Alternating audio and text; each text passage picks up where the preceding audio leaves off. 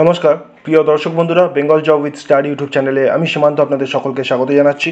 লোকসভা নির্বাচন 2024-এর দ্বিতীয় পর্ব শেষ, এবার কিন্তু তৃতীয় পর্ব যেটা হতে চলেছে আগামী 7ই মে 2024, আর তা নিয়ে ইতিমধ্যে বিভিন্ন রাজনৈতিক দলে প্রচার কিন্তু তুঙ্গে।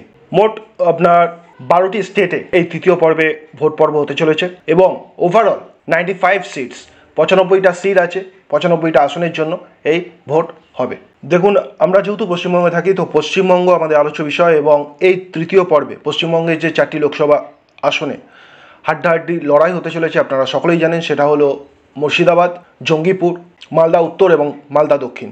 আজকে আমাদের আলোচ্য বিষয় এই 4টি লোকসভা কেন্দ্রে রাজ্য তৃণমূল কংগ্রেস, রাজ্য বিজেপি এবং সিপিআইএম প্রার্থী হিসাবে কারা দাঁড়িয়েছেন এবং কংগ্রেসের প্রার্থী হিসাবে কারা দাঁড়িয়েছেন এবং কার পসিবিলিটি বেশি থাকছে এই কেন্দ্রগুলো থেকে লিড করবার, অর্থাৎ জয়ী হবার প্রবল সম্ভাবনা কার থাকছে।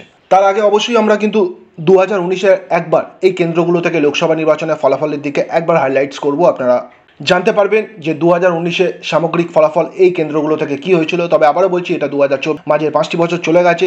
এই 5টি বছরের রাজনৈতিক জগতে অনেক কিছু পশ্চিমবঙ্গে নিত্য নতুন ঘটনা ঘটেছে, যার একটা ইম্প্যাক্ট, একটা প্রভাব কিন্তু এই লোকসভা ভোটে পড়বে। বলবার অপেক্ষাই লাগছে না সেই জিনিসগুলো আপনারা কি সকলেই জানেন।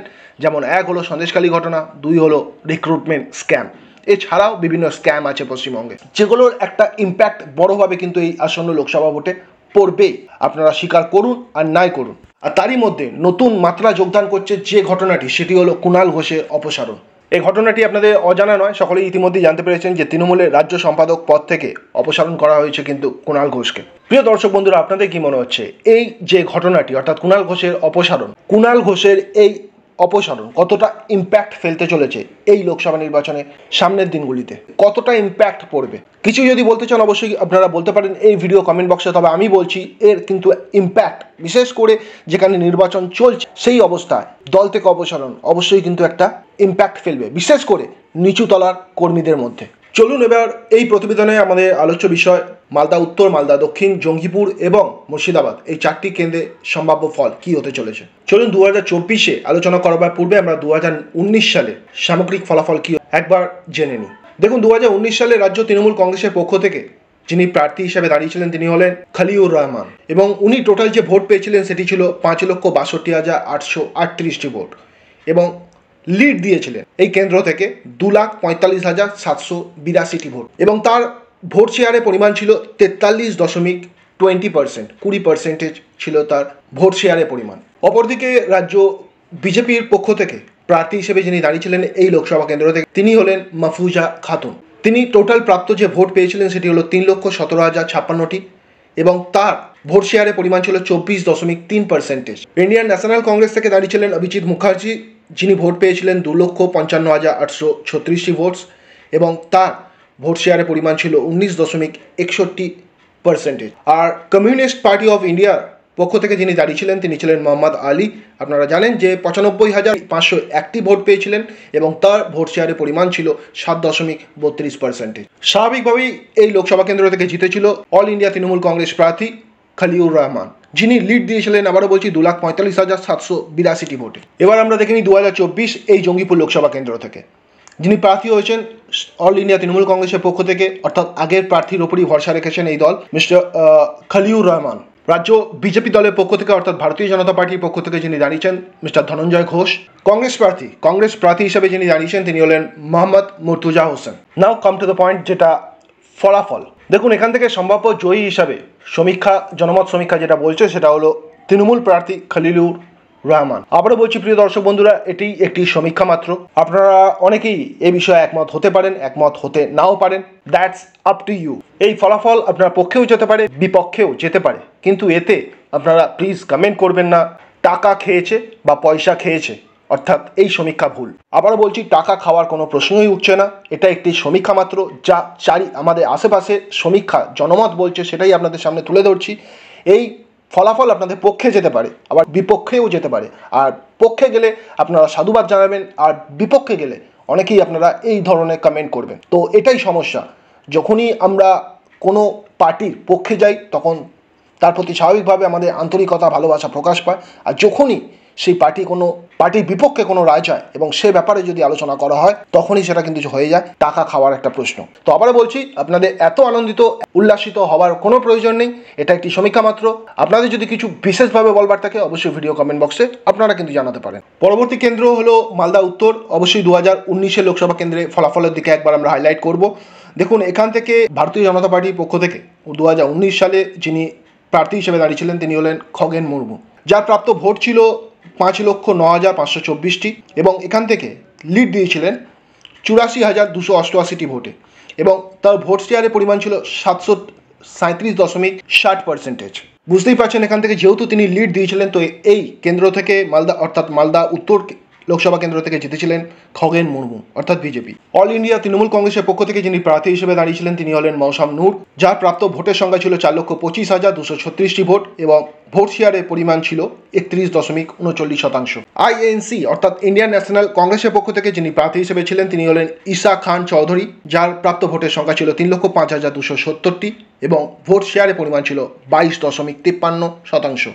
আসি কমিউনিস্ট পার্টি অফ ইন্ডিয়ার পক্ষ থেকে যিনি প্রার্থী হিসেবে দাঁড়িয়েছিলেন তিনি হলেন বিশ্বনাথ ঘোষ, প্রাপ্ত ভোটের সংখ্যা ছিল 50,405টি এবং ভোট শেয়ারের পরিমাণ ছিল 3.72%। দর্শক বন্ধুরা, এই প্রসঙ্গে অবশ্যই আমি এই ভোট শেয়ারের পার্সেন্টেজ যেটা আপনাদের সঙ্গে শেয়ার করছি, অবশ্যই বলবো যে কোনো নির্বাচনে এই ভোট শেয়ারের শতকরা পরিমাণ কিন্তু খুবই একটি বড় ফ্যাক্টরে কাজ করে। So like every election this vote share percentage is going to play an important role in this election also.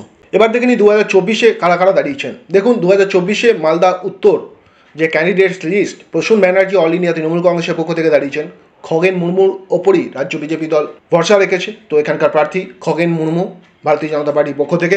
R Indian national কংগ্রেসের পক্ষ থেকে মোস্তাক আলম যিনি প্রার্থী হিসেবে দাঁড়িয়েছেন। দেখুন, এই লোকসভা কেন্দ্র থেকে mainly it's going to be a fight between Prasun Banerjee and Khagen Murmu, between this two candidates. দেখুন এবার পসিবিলিটিস কী থাকছে। অবভিয়াসলি জনমত সমীক্ষা যেটা বলছে লাস্ট নির্বাচনের মতো এইখান থেকে অর্থাৎ মালদা উত্তর কেন্দ্র থেকে সম্ভাব্য জয়ী কিন্তু বিজেপির খগেন মুর্মু। চলুন, পরবর্তী কেন্দ্র হলো মালদা দক্ষিণ। 2019-এ কি দাঁড়িয়েছিল দেখে নিন।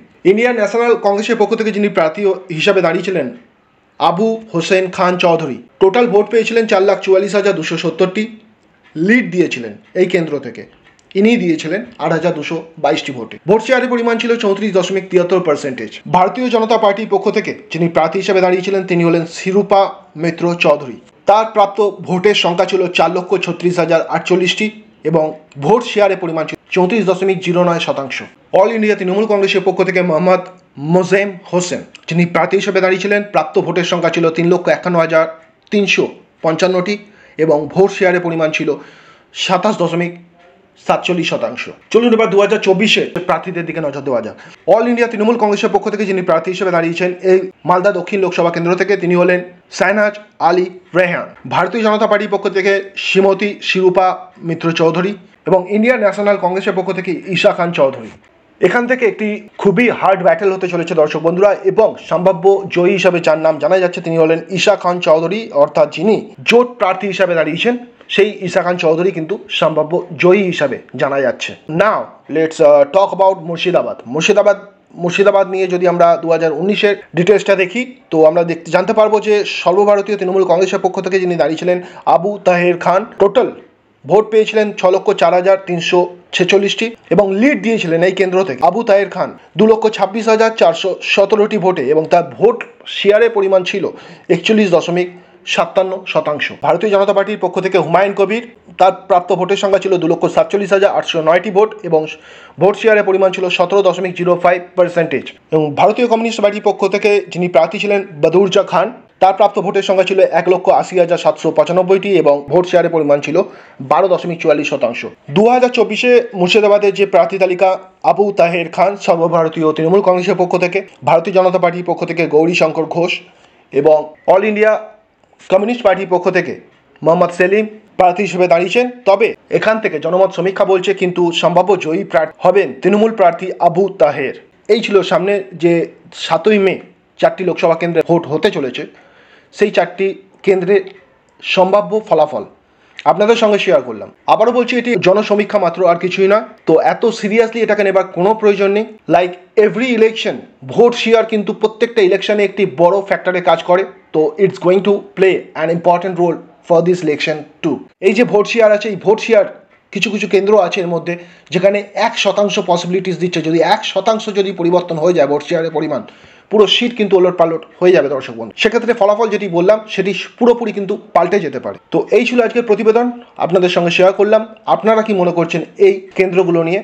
যদি আপনাদের কিছু বলার থাকে অবশ্যই কিন্তু ভিডিও কমেন্ট বক্সে আপনারা জানাতে পারেন আপনাদের গুরুত্বপূর্ণ মতামত। আর এরকমই আপডেট পাওয়ার জন্য আমাদের Bengal job with study YouTube চ্যানেলকে আপনারা সাবস্ক্রাইব করে আমাদের পাশে থাকতে পারেন। ভালো থাকবেন আপনারা, সুস্থ থাকবেন, নমস্কার।